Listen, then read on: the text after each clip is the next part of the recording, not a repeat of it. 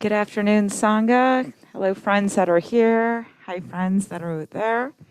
I have two simple announcements. One is that next Saturday here at Heartwood at 5:30, we will be having our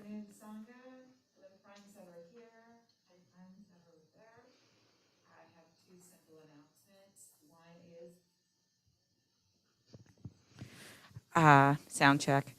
One is at 5:30 next Saturday. We'll just have a Sangha, simple Sangha fun night. So please feel free to bring yourselves and a snack to share, and we may paint, or you can just come and hang out. But that will be next Saturday here at Heartwood, weather pending outside. And the second announcement is that starting next Sunday, we will be doing Sunday services in the other hall. So please share with any friends that are not here today that we will move from here to the other location. And that is it. Have a nice day.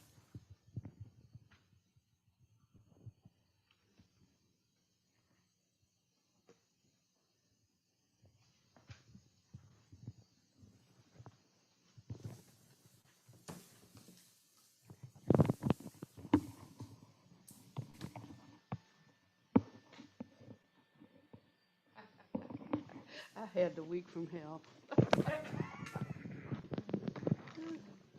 Yeah, okay. Um, I, I, I'm going to start with that instead. No, I don't. That's mine? Yeah, okay. You might have to turn the volume down. I just leave it in case Kay needs to call me or something. But this, can I put this further down? Okay, you don't have to cut this only because I might get happy and sing. And so I don't want to put that one. Okay. All right.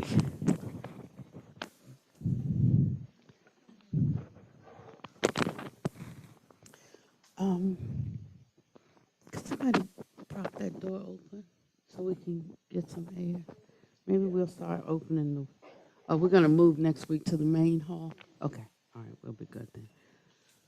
Okay.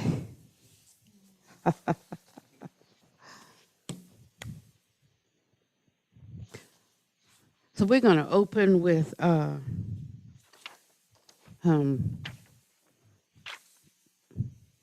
key to happiness, and this is our um,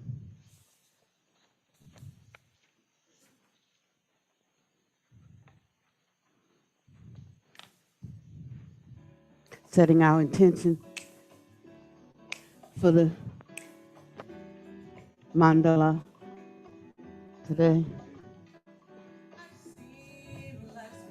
And you can just sing it with our choir. I felt its pain. I've been through the storm. I had a taste of the rain.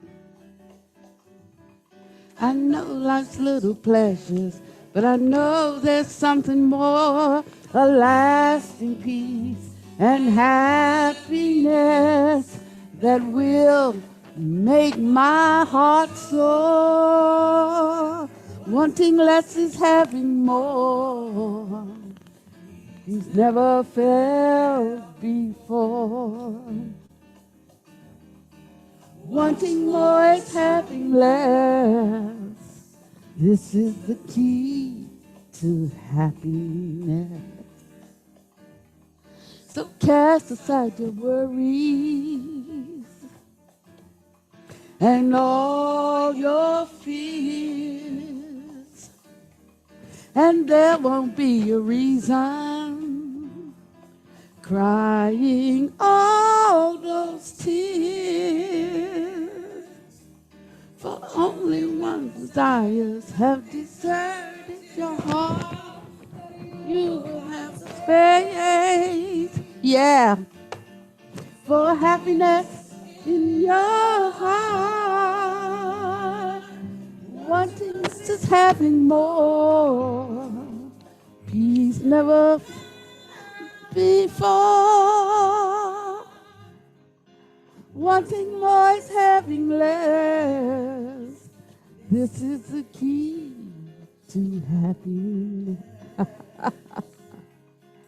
This life's temporary, yeah. Things will come to pass. Health and wealth, fame and glory. Nothing on earth is bound to last. Wanting less is having more. Peace ever felt before. Wanting more is having less. This is the key to happiness. Wanting less is having more. He's never felt before. More is having less. This is the key to happiness.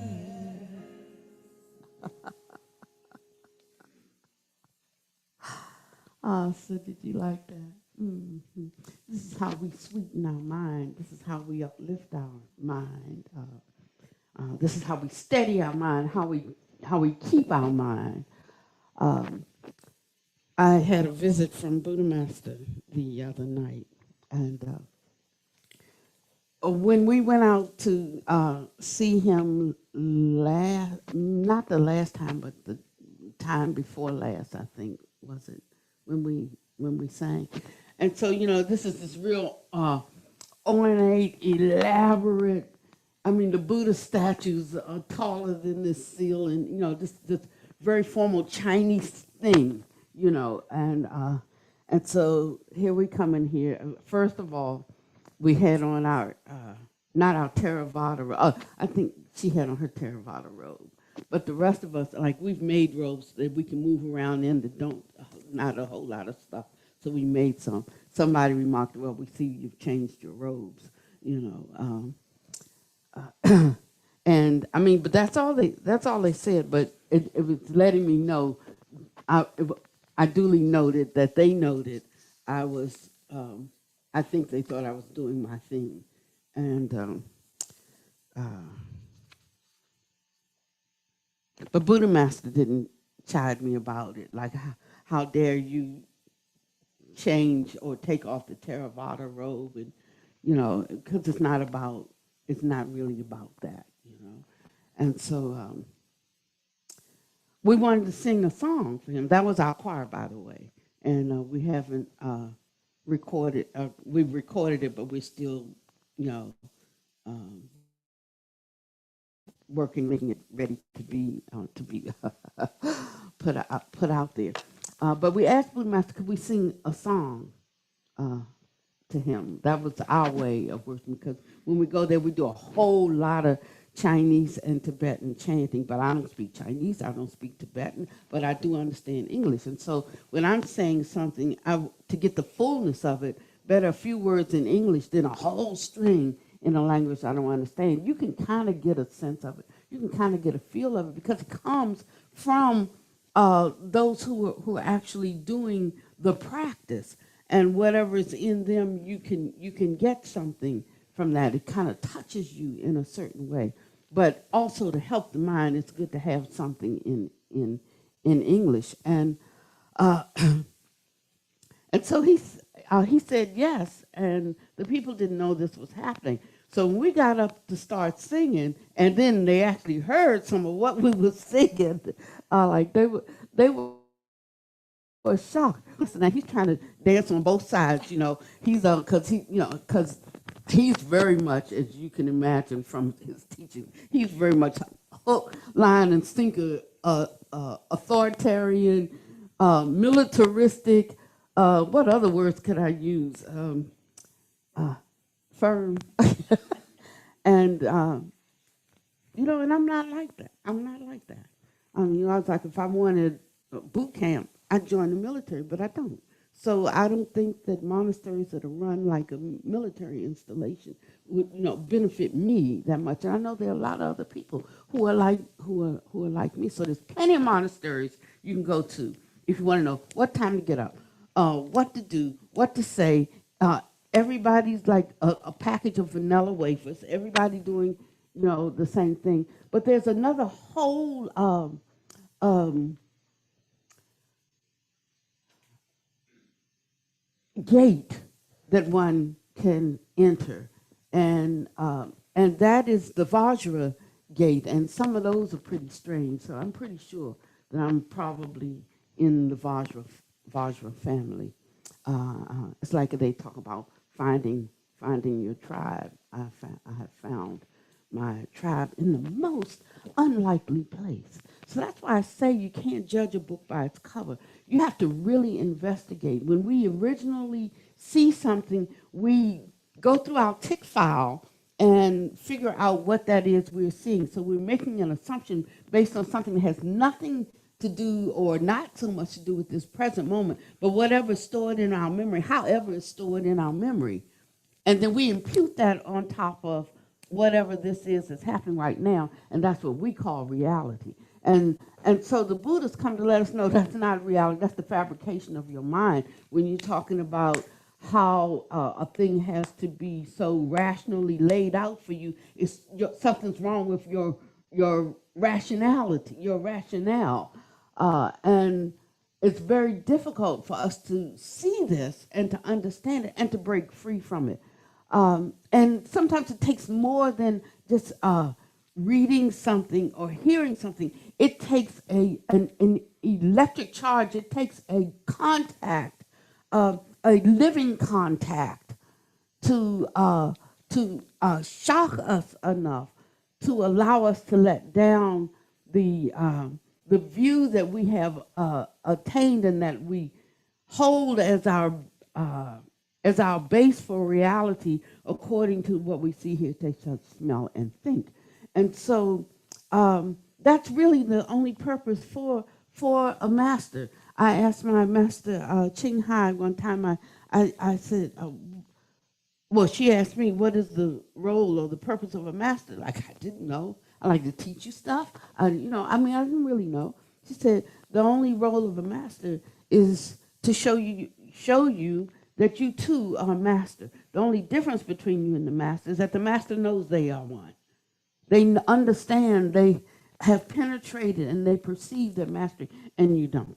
And so you keep looking at the master. You keep your eyes on the master. And that helps one to know oneself, because all of us are destined for Buddhahood. And we're all at different levels. That's why some of us good people do bad things. That's also why bad people do good things. Because we are on a path, and that path cannot be stopped. You could call it a spiritual evolution, but the problem with thinking about it like that, as opposed to time is short, I must do it now, is that we get lax and we start dilly-dallying. So the Buddha told the story one time, boy, I'm way off my talk now, told the story one time about the children playing in the house, and trying to get them outside and saying, the house is on fire, the house is on fire, come out. And that was the only way to get them to run outside. So sometimes we sound the alarm, not because the place is really burned down, but you're going to go through 5 more cycles of living in a hell realm or a hungry ghost realm or a human realm or an animal realm, or when there's plenty of places to go. We have many miles before we get to our destination. So don't dally too long in any one place. I know there are times that we have this reality check that we feel like, this sure does feel like Groundhog Day. Like been through it, this same experience over and over and over and over. And each time we learn something, but you can choose whether you learn a little or you'll learn a lot. If you want to learn a little, then stick more closely to what you already know. if you want to learn a lot, then we have to really stretch ourselves. I mean, really stretch ourselves to be able to break through um, the covering of our hindrances that keep us in lockstep with the mundane, with the ordinary. One time, before I became our Buddha Master's disciple, and I had the invitation more than a decade ago, but I was like, I don't think I'm ready. I don't think I'm ready for him. Now I regret it, because I think of all the years I wasted and lost, but maybe they weren't wasted and lost because, I like sweets, but my body can't process them. But I eat them anyway because I like them, and they make me sick. But another person can eat sweets like Panyadeepa. He's like a sugar factory. I mean, he has more honey in his tea than he has tea, and he eats that, and he has cookies, and he has watermelon, and he always has, and never had a problem. The healthiest person until recently that I have ever known. But that was his one thing about sugar. And I never realized that maybe he was a bodhisattva in disguise for me, because that was my one challenge. Yeah. And so we have to come up against our challenges to be able to go further. If water is not moving, it becomes stagnant.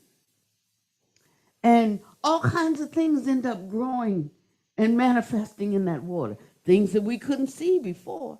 Things that was like, if I had known that the possibility was there, I would not have drunk any of that water. But there are things that we cannot see. Things we don't mean they're not there. That's why people were dying from diseases back then and right now, whether they're manufactured, or natural, but because we can't see certain things. But it does not mean that it's not there. So we're always looking for what's seen. Like if you look around in this room, what's things in this room? Just call out some things in this room. Quickly, it's not a trick question.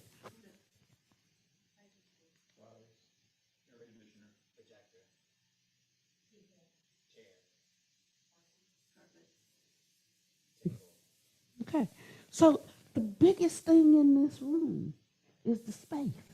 All of those things are in the space. And this is a perfect example of how the ordinary, untaught, run-of-the-mill, that's what the Buddha called it. I ain't dissing nobody. That's what he said. He called us ordinary, untaught, run-of-the-mill people. This is what's wrong with our vision. And it's going to take a lot, can't you see, for us to shift our views. That's why we have to be patient with ourselves. That's why we have to be patient with others. Because in some way, everybody saw something in this room.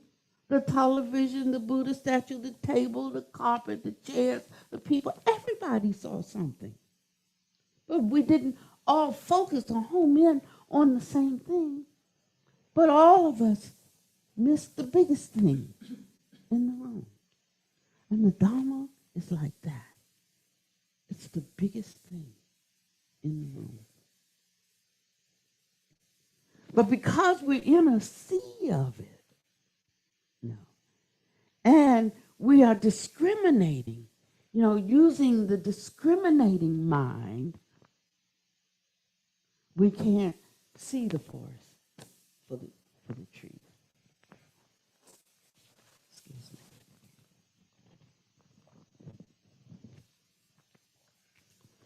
I like this song because it talks about the key to happiness.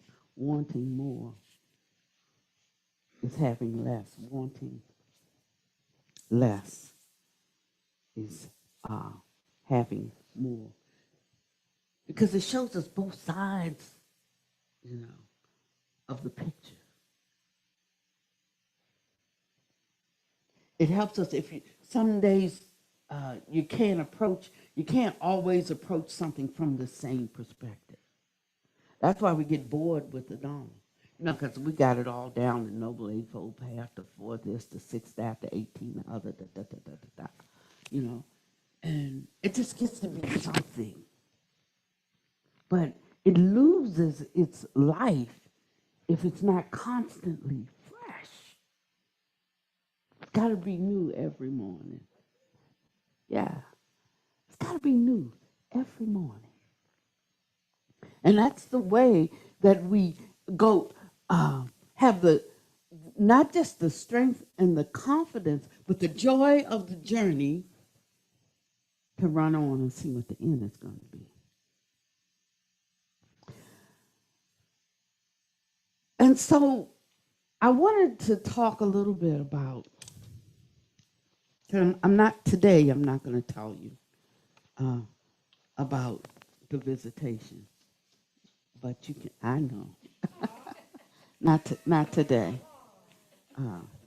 But the thing is, you will come to know, because in snippets, you know, it was like a download. I mean, so it was like very difficult to like just go through the tick list. I was like, wait a minute, let me get a pen and a pad, because of the way of the entrance to this event, to this moment. I'm like, wait, I know there's something big is getting ready to happen right now. There's something about the Buddha light that comes when, and these are what transmissions are. You know, it's not the saying some words over somebody, sprinkling with water and doing a doink.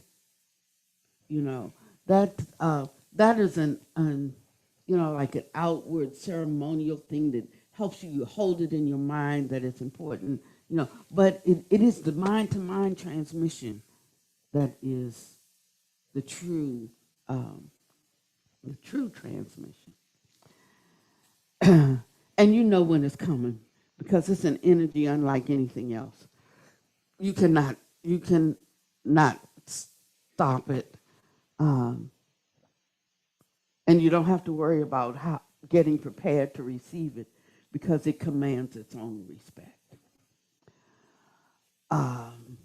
Not in a trembling way, but not in a fearful trembling way, but in more of a yeah, I could say an awakening way, but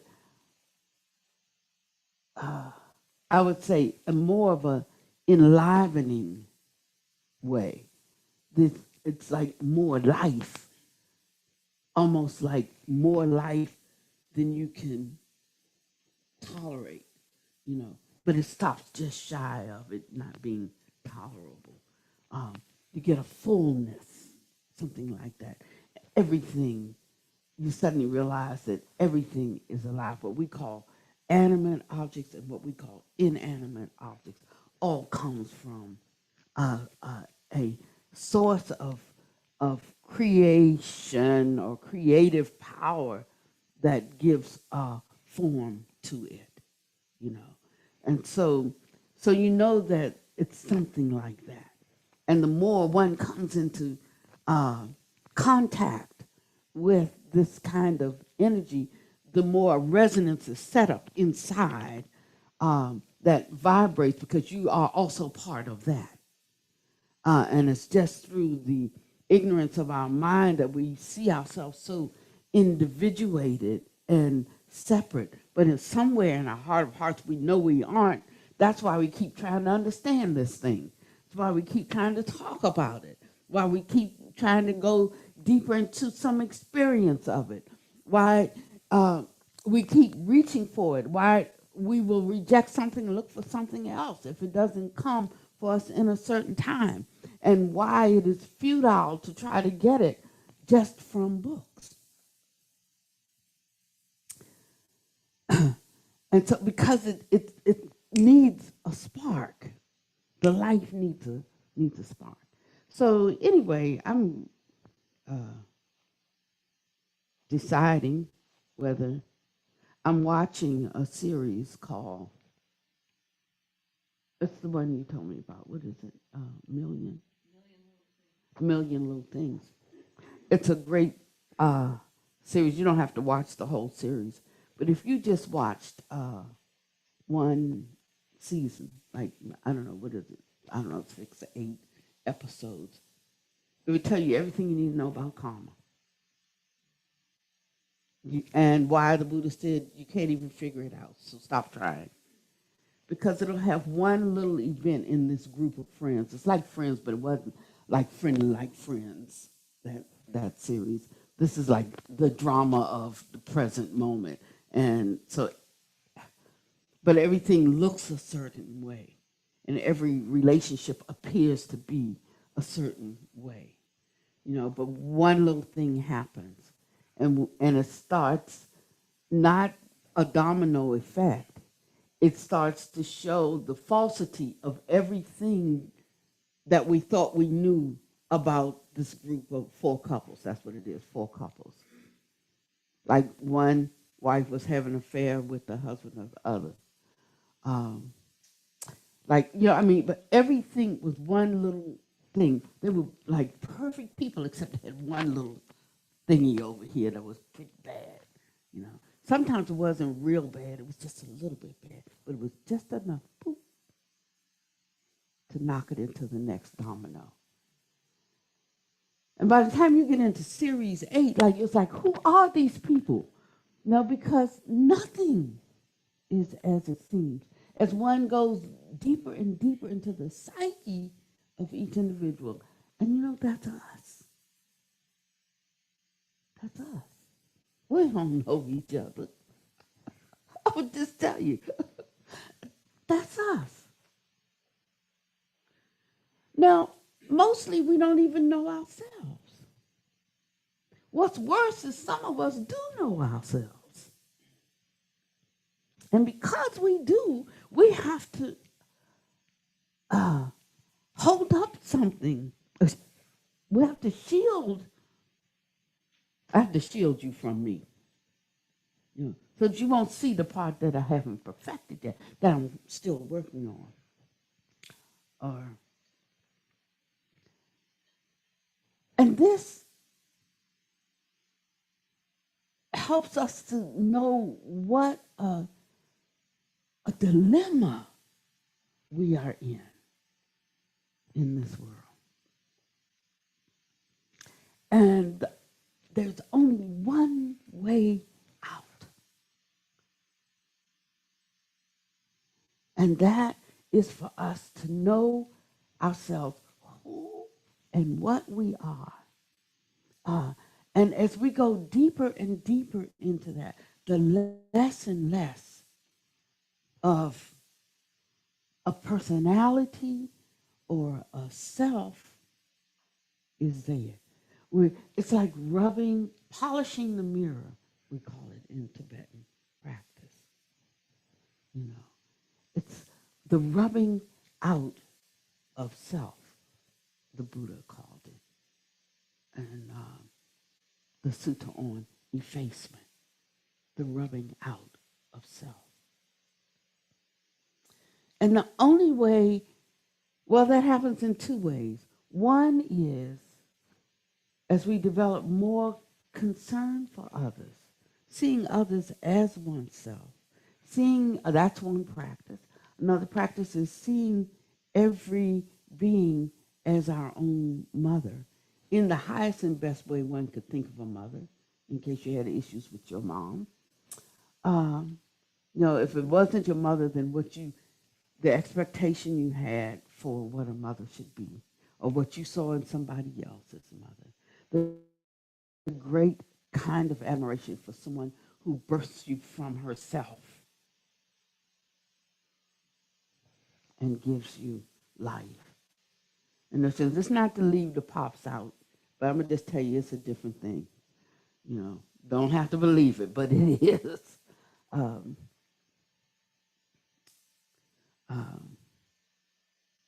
Because there's a part of you in that making. That's more than momentary. It goes a long time of taking of your life. It goes 9 months.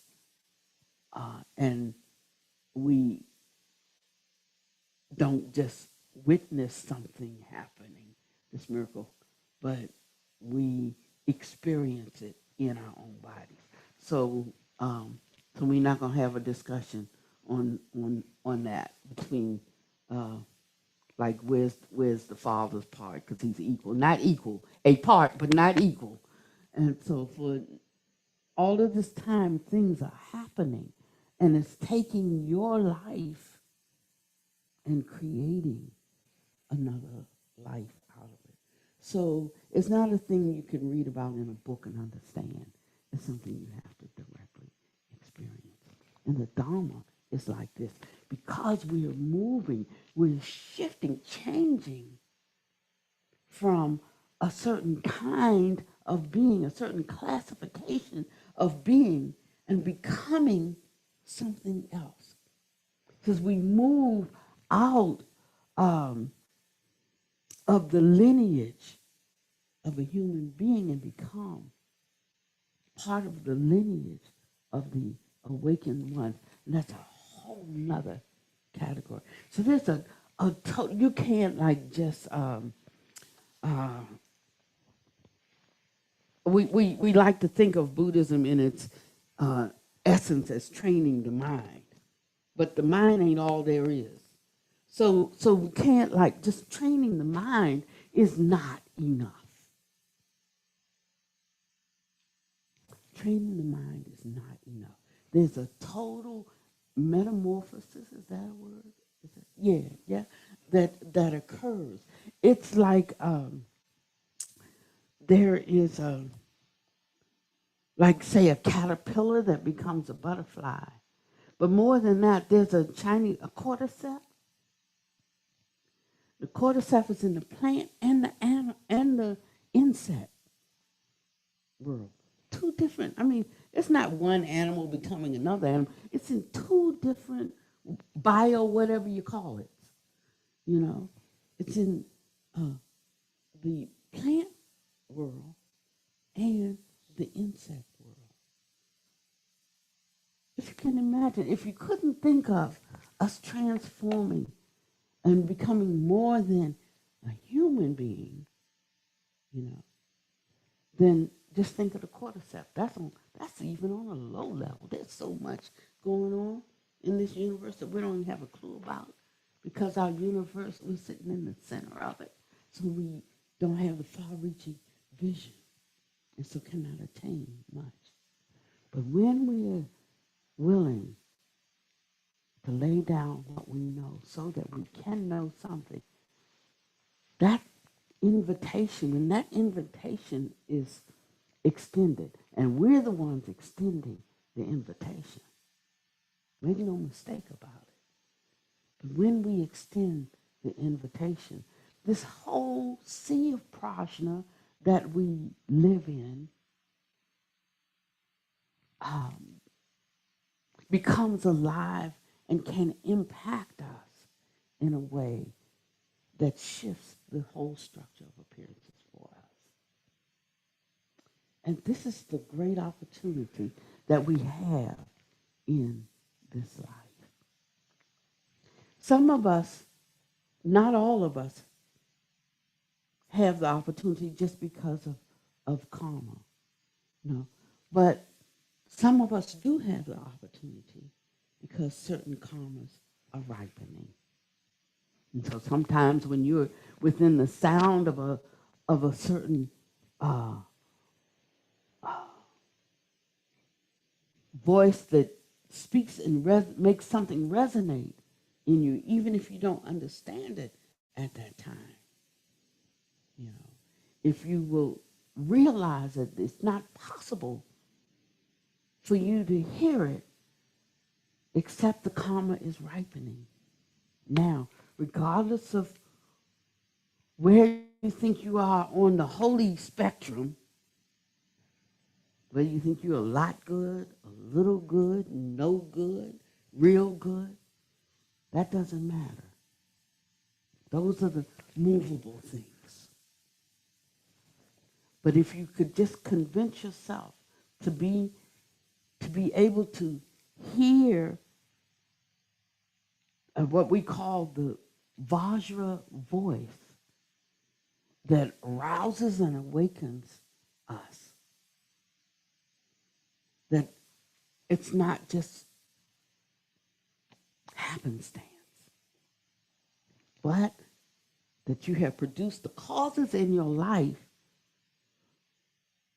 for that to manifest at this time. I was reading Zazi's book. Well, I wasn't reading it. You know, like you get a picture and then I go look for the book, and because there's something in it for me. I've got a gazillion books. I really do. So it would be impossible for me to like just know it, to go to a book and find things. No, so I wait for a signal. When I get a signal, I got the books. When I wait for a signal, then a book flashes, I go and find that book. And then I don't even know what's in it for me, you know. But I just start going. I start going. And then what's for me starts to dance on a page. But that's how I know. That's really why I have so many books. If I get the signal by that book, I buy the book. I don't necessarily read it when I buy it. I buy it, and then I've got it there when it's time for some bit of knowledge to be, you know, I'm positioned properly, either because I have the inquiry or because I'm too stupid to even ask the question, you know, until I run across it or something like that, and then I get it. So that's my purpose for books. I don't know what yours is, but it's not like to filter through my intellect to know something, but through my total being, you know.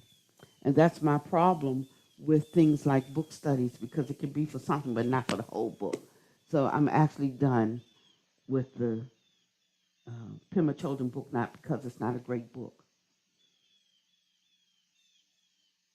but there's something else I need to tag off on.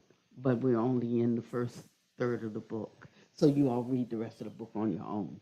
That's my announcement out there.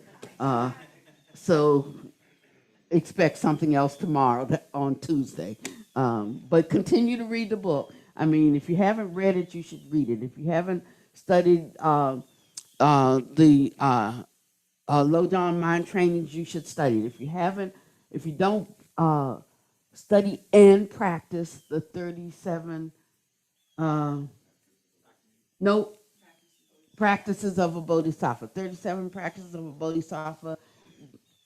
Look them up. You can Google them, and you should start practicing them. You know, but from here on, uh, the sharing is shifting, and it's not a big shift for me because it's pretty much like I do, but um, in a more specific way. That's not so much around study as it is around practice, because we think knowing things is very, very important, and not so much around doing things, but knowing things. And we like to shift that. Buddha Master said that 90% of your practice should be cultivation and 10% meditation. We think it's the other way around. But the reason why we need so much meditation is because we don't have enough cultivation. If we had enough cultivation, I mean, the minute you sit on the seat, you're right there. I remember when I actually can tell you that my meditations of the type that I was doing, which I'm doing a different type now, but of what I was doing was much better in my early days. I could sit on the pillow. It's the only time I sat on the pillow was to meditate. Now I have to sit in a chair. I'm getting old, and I didn't grow up all my life in the squat, so it's difficult as I get older. Now, when I sat on the pillow, every part of my being understood what time it was, exactly what we're going to be doing here for the length of time that you're sitting there. I understood. Now I meditate in the chair, and body says, what? You want to read? You want to watch TV? You want to meditate? You want to rest? What do you want? You know, it doesn't know exactly. So we're not all together in the chair, you know. But on the pillow, even now, if I get on a pillow, other than the pain after some time, you know, and they talk about just breaking through the pain. I'm going to tell you, you have to know for yourself how much of that to break through and how much, you know, you got to use spiritual sense and use common sense. I know so many people who hurt themselves, you know, because they went to these retreats and had to sit and they were instructed, don't move. And now they have legs this big from the ankle up, you know, where they really hurt themselves. And so you have to use your own wisdom, your own judgment, and you can't let anybody judge you on that. I mean, you can go within yourself and say, am I fidgeting? Am I itching? Is that going to kill me? Is my leg in pain? What kind of pain? You know, you can just easily, I mean, if the purpose of it is so that you can settle more securely, then if my leg is in excruciating pain, it's just easier to do this and get on with it. You know, it's just easier to just do that. Because I'm not here to go through a torture session and find my strength and resolve. You know, it's for my mind to be in ease. So I never instruct anybody like, don't move, you know. Or you can just stretch yourself just a little bit if you're distracted by something. You can name it, you can feel it, you can go into it. One way that when I had little pains, I'm not talking about major ones, but little ones, I would like, well, what kind of pain is that? Is it a searing pain, a stabbing pain, a burning pain? I mean, like, what kind? By the time I finished investigating what kind, like, it wasn't there anymore. So sometimes you have to give it attention for it to dissolve. Sometimes you have to ignore it, and like a little child, it'll go away. And then sometimes you just have to say no, but you have to know which time that is. You can't read that out of a book. You have to decide for yourself. And as you go through the experience, and each time you sit, it might be a different way that you have to handle it. Today, even to like right now is not the time to meditate and get up and go do something else. Matter of fact, in the taking of a meditation subject in the Visuddhimagga, it says that a teacher should give a student a meditation object based on his propensities. It's not like y'all come and we all going to do the same thing and we're going to have hundreds of people and we all going to do it and I'm going to give you the step-by-step formula. It's not like that. But that's a convenient way to get more than 2 or 3 students. That's a convenient way to fill a hall with students. And he says, and after you give him the meditation object, he's supposed to go and practice that alone 3 days. And if he hasn't had a breakthrough in 3 days, he needs to come back. Wrong object. Wrong object. And then they tell you how to, if a person doesn't know their own personality or their own propensities, how you can observe them, you know, so that you, as the giver of the meditation object, can give an object that's sort of suitable for their personality or propensities. It even talks about the kind of quarters or where a mandala should be set up. Like if they're of a hating temperament, you know, how do you know they're of a hating temperament? It talks about the ways you can know a person who's always thinking, you know, the worst about somebody, who's always, you know, looking for something to point up, never has a smile, you know, it's a good day, what's so good about it? You know, that kind of person. He says that person should be in a certain environment. You know, that's one reason why you have to go off by yourself. You should know what environment you should be in, and you should set that up.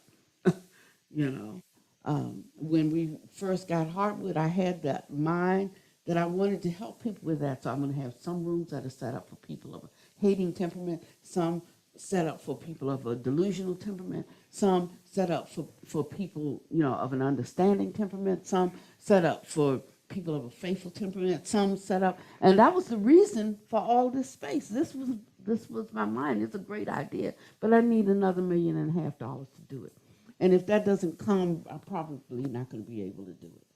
And so I have to know what my limitation. But there was a method to the madness, and there was a purpose to it all. You know, but when people first started coming, and um, and we started working with the temperaments, and nobody wants to acknowledge they have the hating temperament. Nobody wants to acknowledge they have the greedy temperament. Nobody, the delusional temperament. When you can't call a person delusional, their feelings are hurt. They pack up, they want to go home. You know, so I couldn't really do. The time wasn't right, and and maybe my own development wasn't right, that I couldn't say it to them in a way that they could receive it and benefit from it. But there was a reason. That's all I'm saying. So sometimes you get the signal, but if you don't work your way into it, it still ain't going to work out right. You have to do more than have the signal. You have to cultivate yourself enough. And I didn't even know that much about cultivation then. You know, it's not that I'm so far off, but it's just like when your vision is you know, the difference between 2020 and 2030. It's just a little bit off, you know, but it messes with your head, messes with your perception. This is driving me. It does. I hear it in there. It is okay. I just, it'd be scratchy for others who are listening.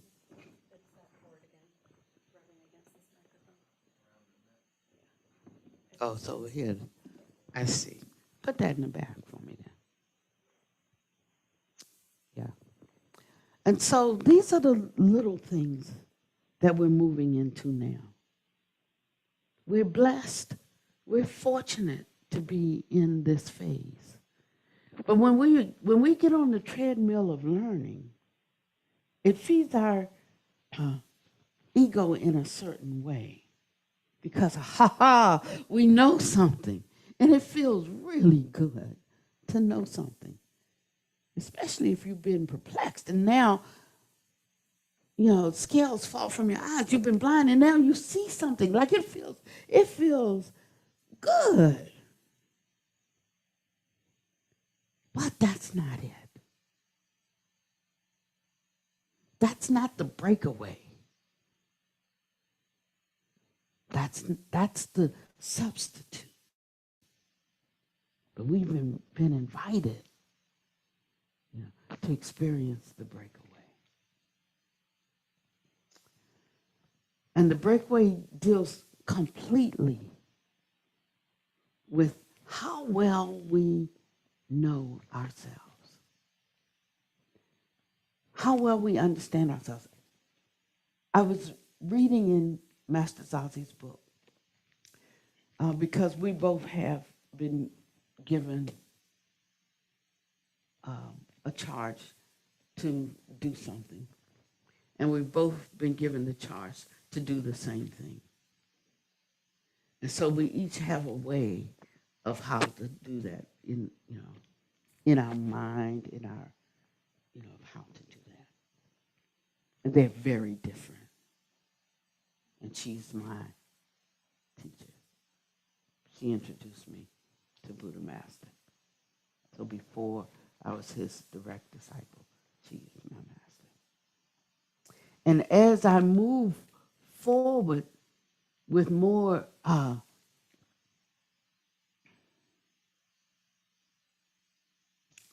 clarity, not ultimate or total clarity, but with more clarity on how I should do this, the more I see this. The more I see a breaking away rather than are coming together. He said, you two, the Rinpoche and the monk together. That's what he said. But the further I go, the more I see a breaking away. And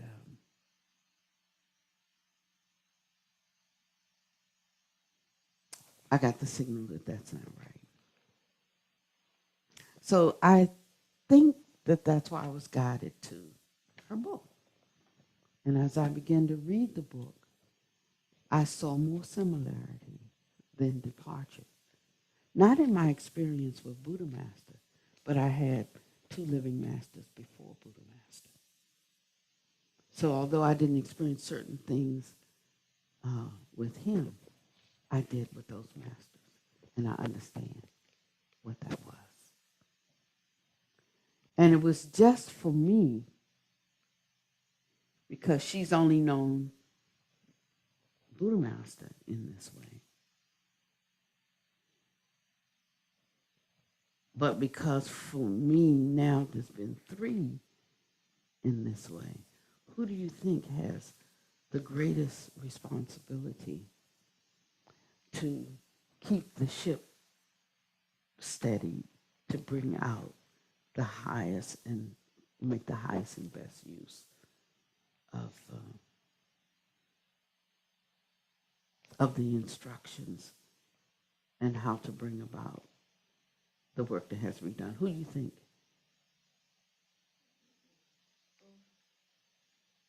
Who do you think has the greatest responsibility? My teacher, her, or me? But I kept saying, that's her job. But Buddha Master was letting me know that it's my job. Not to find fault, because it's my third go-round with a living master. If not now, when? I'm 71. I'm going to die soon. I am. I feel death moving all around in my body. That's a thing. But I sure want to make sure that before that time comes, that I have a little, I'm further on the path that I won't have to get here and remember again. You know, I don't want to have to remember stuff that I forgot. I don't want to create a form or when I say I don't mean Paniwadi. It's not that Paniwadi comes back again and again and again, or you come back again and again and again. It's not that. But there will be another being according to the law of karma, according to cause and condition, that will manifest, you know, based, that will manifest, you know, based on whatever karma needs to ripen, you know. And in that way, there will be a rebirth. It's not Paniwadi, see her one time, but there will be another being that emerges to continue. So I'd like that to be bumped up a little bit. Because in that mind stream, there will be the knowing. Just like right now, when you learn something, you realize after a while that you knew that. Don't you? Yeah. And you realize it more and more the more you accept that at the core of whatever is manifested is the fathomless emptiness. That I used to ask when I first got to Buddhism, when they talk about beginningless time, since beginningless time, but that doesn't make any sense, you know. And they would say, well, were you a Christian? Yeah, well, we talk about in the beginning, God, well, where'd God come from? And then realize that beginningless time and in the beginning is the same thing. It's just us talking nonsense. We don't know what in the beginning means, and we don't know what beginningless time means. So don't jump on that end to need to understand that. Start where you are. Just understand where you are right now. Where you are right now. And that's what we should be doing every day. We don't even have to study anything else right now. To know oneself is to know the Dharma. And to know the Dharma is to know the 10,000 things. And so this week, what I'd like to ask us to do, first we need to bump up our appreciation for the people in our life, those that we respect, and for those that challenge us. We should bump up appreciation for every single event that occurs in our life and stop labeling them good and bad. But to see what there is to learn, what there is to know, what there is to realize, what there is to accept in every experience. Because that's where the power comes from. To not only live this life successfully for yourself, but to be a very present help in the time of need. And we can only be a help to the extent or to the level of mastery that we have in our own life. We have to know exactly what we embrace and hold as true and what we do not, because we spout a lot of things that we, say, yeah. But in the moment that we need to look through that lens, can we? If we don't, no matter how much we can articulate what the cause of suffering is and the abandonment of it is, we will never experience it. We will never taste the fruit of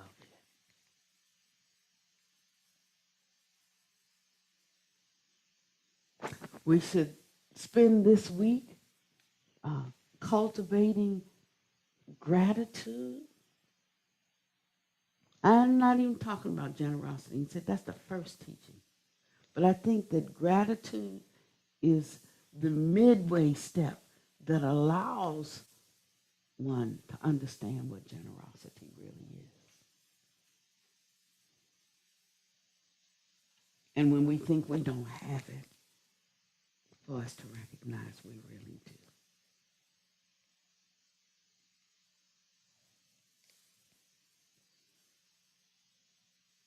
There's a story about the difference between understanding and it actually takes you to the different stages of understanding. But it's like a child who has a coin playing with it. The child understands the feel of it, the indentations of it, the ridges around it, the color of it, but doesn't recognize that it has value. Then there's the one who has enough learning to recognize that it has value as well as it has its form, has value. Then there's another who can tell you how much value it has, whether it's 10 karat gold, 16 karat gold, 18 karat gold, counterfeit. One time someone gave me a bracelet. She said, I don't have money. She says, but it had a trust fund, and they give her a certain amount. It's got to last her whole life. And, but she had a humongous clothing allowance because that's what she liked. When she passed, her daughter told me that, settling debts, that she was 80 something, and had 20,000 in clothing expenses, you know. But that was her. I mean, she was fly. The thing is, she was always giving me clothes. Like, I can't wear them, you know. So you come down and visit me, you know, and then you can put them on here because nobody will know you. But there's hardly any place I can go and somebody doesn't know me.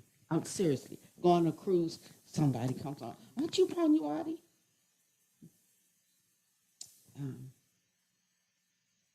I ain't gonna tell the rest of that. Yeah, so it's hardly anywhere I can go unless I'm gonna put on a wig, big glasses, and a cap. And a cap. And I always feel like somebody's still gonna see, aren't you Panuati? So you know, everything that seems good is not always that good. Sometimes you just like to not be known. For no reason. And so, but they can tell you, the one who's like a broker in coins can tell you even where it was minted or struck, and you know the province it came out, and whether it's genuine, counterfeit, and how pure it is. So don't like just reach for the Dharma like we caught some shiny thing. You know who that is? Okay. So it's springtime now, and this is a famous property. And so people start getting out for the spring. A lot come around here because, you know, they got married here or their grandparents, you know, came here every summer, and they just roam around. But, you know, um, we live pretty freely around here, and so we try to just watch out for whoever's on the grounds and remind them that it's property, it's private property. I mean, sometimes we come in, you know, with the front doors open and people roll it all around. And okay, so not that I'm paranoid; it's a real thing. Not paranoid at all. I like them to be here, to tell you the truth. Which was my talk for today, because you know I've been on the ghosts, right? So I was going to the end, not the end, but a deeper part of that teaching, because it is going somewhere. It's not. Uh, it's not just about the ghosts, but in her encounters, she was living in a place, and she had to deal, you know, like with the ghosts then. But the thing is that over time, she did, and there was no fear of the ghost, and there was total recognition, and they were so uh, uh, stabilized that they became just a part of all of the beings. You know, there was no difference between human and ghost, and sometimes, um, you know, she had teachings for just them, like I did in the beginning when I came here, because they were like different, and we had to be able to live here because we had already bought it. And but she told me that later in her book, she went away, and when she left, she didn't think about the ghosts making any preparation for departure, working with them, and that's the same thing that came up for me. Remember, a few weeks ago, there was no, um, and so I got some good advice from her on what I needed to do, to not just take up residence in somebody's place and then move out like a thief in the night, you know, with no regard uh, for them. So, there was something useful in the book for me. And that's what I'm saying. So you don't have to read a book from cover to cover, you know. But all you have to do is let the crumb trails lead you to something that you need to know for something you have to do right now. And that's a better use. Otherwise, we become too fixed and too stayed in somebody else's understanding of something that we have to apply in a different way in our own life. That's where the real growth is, and that's where the mastery will occur. And as it does, you have to know it. You have to recognize it. And this is where I wanted to leave you with today. You know, you have to recognize. Her book is called, at the bottom, The Phoenix and the Chicken. Because she always sees herself as a chicken. It's okay. And it's not a ding on the chicken. It's just like, you know, a chicken like pretty much stays earthbound and a phoenix soars. It's in that sense, you know.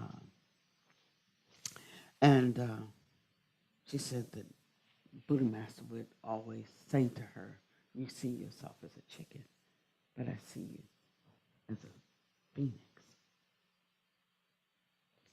And there's nothing more he could do to make her see herself as a phoenix. She had to see that for herself. So sometimes when we're growing, we've grown more than we think. We've been put in a place to have some fortune or favor more than we respect.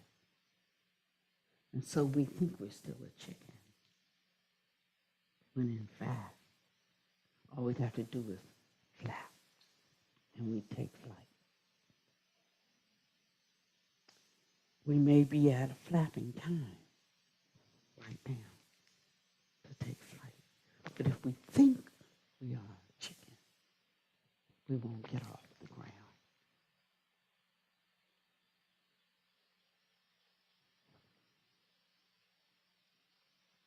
You could take that to mean anything that it means for you, wherever it lands. It lands in a particular place for me, because I have no life except the life of the Dharma. That's to not do this, there's no need to be alive. Just finishing this is me doing, completing my purpose. But everybody in this room has something that they're tending to. And I'm not saying that mine is any more important than yours. Whatever we're doing, just ask how important it is. And if it's important, it's worth getting it right. It's worth doing it to its fullest. And you need to know what that is for you. And you need to tend to it. You need to be honest with yourself. And you need to be honest with other people who are taking you at your word. Because you don't want to tell them what's really in the back of your mind, because there's still something you need from them or want from them. You know, you have to know that too. Why you do what you do, for who you do it for and do it with. This is the road that we have to travel.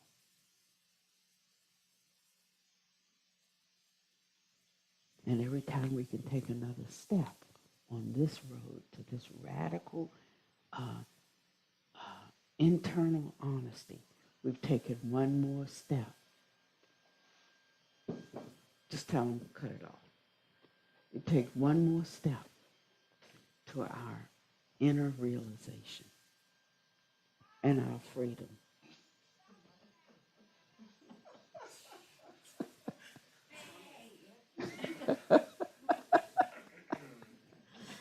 Yeah. Okay, so life is going to start to get interesting for you. Okay, get your seatbelts, buckle up, and we're gonna take a ride. You know, I used to love to go to the amusement park, you know, and get on all these scary rides that take you down, and throw you through the tunnel. You know, you get on the water wave thing, and it dunks you under, and all of that. And we leave there and say, wasn't that a blast? You know, and then our parents were like, not so much, you know. But so everybody at their own level, don't be afraid of the adventure of getting free. It's worth the journey, my friends. So what is our assignment? Gratitude. For. Okay. And when I say everything, don't like do a blanket and like I'm having gratitude today. Okay, so I'm having gratitude today. But every experience, look at it until you see the gratitude. There's something to learn in every single experience, even if it's what not to do again, because we repeat mistakes a lot. Yeah. And today I'm the most grateful for, the thing about Buddhists is they go through the gate to everywhere. If you read, is it the Lotus Sutra? Which one has the chapter on the gateway to everywhere? In the Lotus Sutra. I think it's number 12, I could be wrong. But it means that there can be an appearance at any time, in any form, for the purpose of freeing living beings. And if you open yourself up to the possibility that some beings have entered the gateway to everywhere, prepare to be amazed. So I think we'll close now. Oh, one thing I will say, and this is a 30-second thing. So Buddha Master the other night, one of the many, many, many things that he and there were some other beings there told me. And first I thought it was a light being in the room because I saw a shining, like a little shining thing. It was around 3 or 4 in the morning. And then when I unfocused my eyes, I could see it so clearly. When I focused my eyes, it wasn't there. Unfocused my eyes, could see it so clearly. Focused my eyes, it wasn't there. So I did that like about 10 times. You know what I'm saying? Like, are you there or not? Why don't you like just move around and then, cause I didn't want to, and it was right there at Panyadeepa's bed. And he'd been sleeping peacefully for the first night and some nights. And I said, oh, so the beings are here visiting with Panyadeepa. And then the thought came to me, well, it could be the light from the lamppost coming through a slat in the window, I'm like, well, it could be. So if it doesn't make some other manifestation, I'm going to take it as that. And then right then was when he said, see how you waste time. See how you waste time with things that's not important. And then the room filled with light. That mind gets to running after something. And what he told me was that when we sang that song in the Vajra Mandala that day, and he sat there like this, we started singing. I guess he didn't know what to expect, because we gave him black gospel sound. He didn't know what to expect. And so when we started singing, I know he never heard it like it. And then he did like this, and then he did like this, and then he did like this, and then he did like this. And he said that, for us to continue with that sound, and he said go forward with the music, and even to establish a 5 vidyas school, and so we're learning what the 5 vidyas are. I mean, more than what they're named, there's a deeper level of understanding it, and that's what we were wanting. I'm like, well, why didn't you tell us before you left then, And it's like, I can't tell you. You have to realize it for yourself, what it is. You have to see the thread. It takes from the form to the formless, And so we're like this sitting. And so the other night he said, so what are you doing? Didn't I tell you what to do? And he said, that when we do setting up our devotional songs, they're going to be different. They're not going to be Chinese songs. They're not going to be Tibetan songs. They're not going to be Pali songs. I don't speak Pali, Chinese, or Tibetan, and I'm not Chinese, Tibetan, or Indian, you know. And so we have this romanticism with spiritual things, like they have to be like that to be valid, you know. I'm talking now about the chicken and the phoenix. And so I have a whole different perspective and a whole different take. And I see the, not the music as something we're doing, but I see it for what it is, being a skillful means by which to break yokes in people's lives. So I'm serious. We thought I was serious about it before. I'm dead serious about it now. But that's how we come to know things a little more fully, a little more deeply, bit by bit. And instead of running off to look for something new, what we need to do is return to the old and go deeper. Don't go wide. Take a couple of things and go deep. So I'm grateful for His Holiness Dorje Chang Buddha III coming into our lives. It's just kind of correct the lens.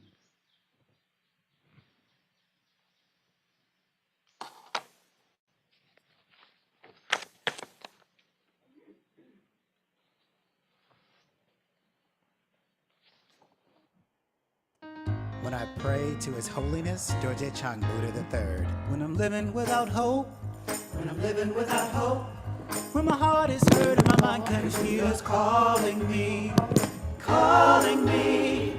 When I'm living on the ropes, when I'm living on the ropes, going down I see the Buddha light saving me, saving me. When I feel illusions in the human world, their minds attachments to impermanence.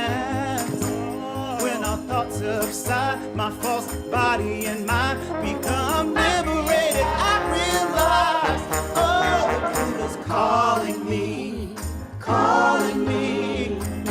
Freedom from death and rebirth, a joy to be received. When my mind has no hindrance, how could it be muddy? Our formless nature cannot be sullied. When mind's not placed on any one point, it's the end of suffering. We pay homage to His Holiness Dorje Chang Buddha III. Due to the Buddha's infinite forbearance and great compassion, we have found the supreme teachings for attaining liberation. Despite people from all over the world flocking to pay homage, Namo Dorje Chang Buddha III does not forsake helping living beings attain liberation. If you want to be free from samsara suffering, let go of hindrance of knowledge and listen to the Buddha. Calling to the calling, calling, calling, calling, calling.